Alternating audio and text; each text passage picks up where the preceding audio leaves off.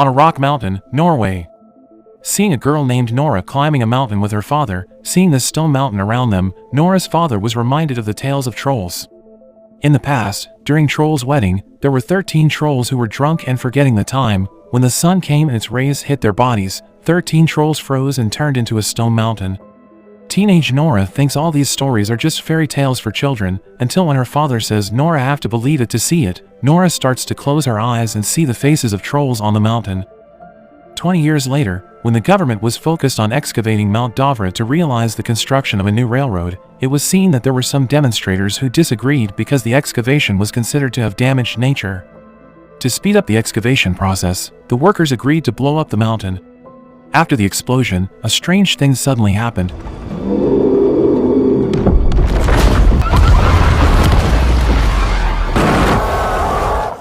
Dozens of military planes were immediately sent to inspect the situation at the site. From the inspection, it was found that there were giant footprints moving towards the south. Because the situation was getting worried, the military was forced to discuss this matter with the Prime Minister. At the operational headquarters of the Norwegian Armed Forces, the Prime Minister arrives with his advisor named Andreas.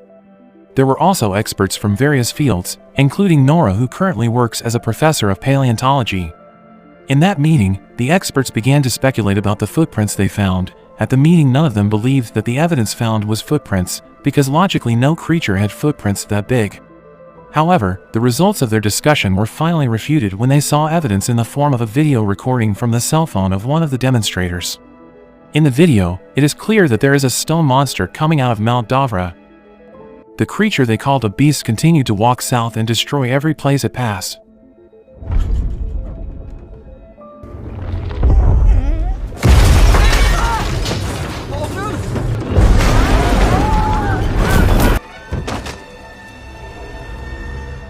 After that, Nora and Andreas were immediately sent to investigate an area called Lesia. Nora and Andreas met with a military captain named Chris. Chris explained that his troops had searched the area and the creature's footprints stopped about 20 kilometers from that location.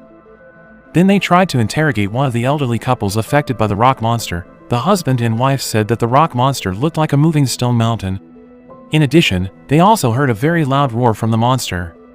Then Nora examined the footprints of the rock monster, but found no genetic markers other than the presence of rock and soil. This also made Nora remember troll fairy tale that her father had told her before. Even though Nora doesn't want to believe the story, all the evidence seems to point to one creature, troll. Nora, Andreas, and Chris finally went to Nora's father's house.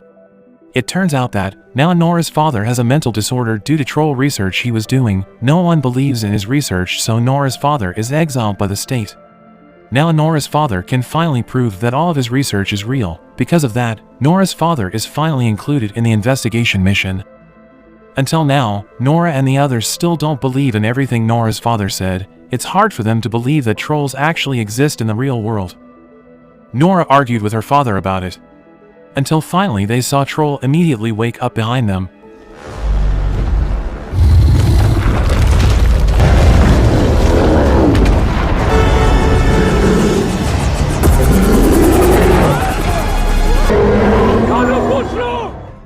It turned out that Troll had been there and was camouflaged as Rock Mountain. Nora immediately reported the incident to the government. Of course, the government did not believe it when Nora's father said that the monster was a troll. He was even considered insane and expelled from the operational headquarters. Nora asks the Prime Minister to prove her father's words, but the Prime Minister decides to leave the case to the military. Nora's father was very disappointed with the decision taken by the Prime Minister. Nora's father felt that Troll was lonely and confused. People might resort to the path of violence to drive away trolls, but he was sure that nature would not stand still. Hearing that, Nora finally obeyed her father's words. They also joined the military in the attack tonight.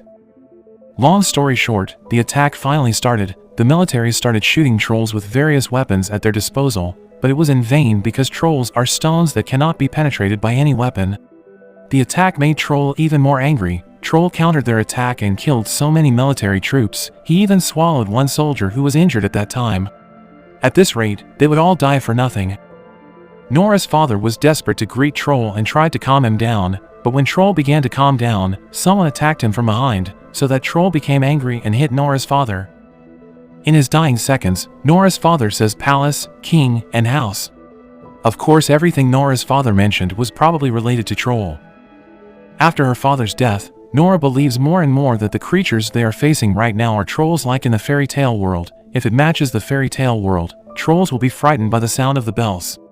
To prove this, Nora and the others carried out their actions by bringing several bells to Troll. Unexpectedly, their suspicions actually happened. It turns out that the fairy tale that Nora's father has been telling all this time is a true story. Then the news of the chaos quickly spread in various countries. People started panic and urged the government to immediately solve the problem. Especially now that it is known that trolls are starting to move towards the capital. Back at operational headquarters, Nora suggests they find out more about trolls before they take any further action. Even though Nora had proven her words, the heads of government and the Prime Minister still disagreed with Nora's opinion. They chose to destroy Troll using a missile. Based on this decree, the people in the capital were immediately evacuated to empty the operational target area. Nora and Andreas disagree with that decision, because what the government is doing will only destroy the capital area. When Nora was thinking, she suddenly remembered what her father had said before he died. Her father had said about kings, houses, and palaces. Unexpectedly, all of that led to one place, namely the royal palace.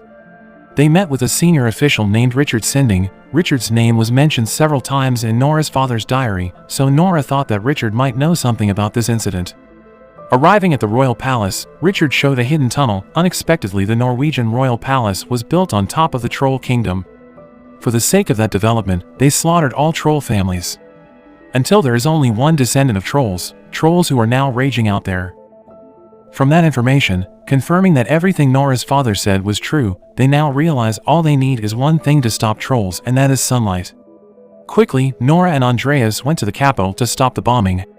Nora also asked Captain Chris to help them. On the other hand, Andreas contacted his partner to hack into the operational headquarters system. According to their plan, they succeeded in thwarting the bombing that was to be carried out by the government. At the same time, Nora and Andreas brought Troll's skeletal head.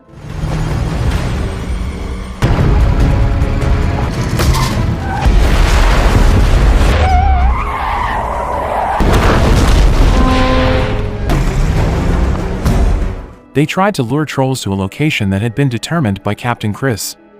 Once there, Captain Chris turned on some lights which made Troll in pain. Seeing this, Nora felt sorry for him. Nora said that this was not what she wanted.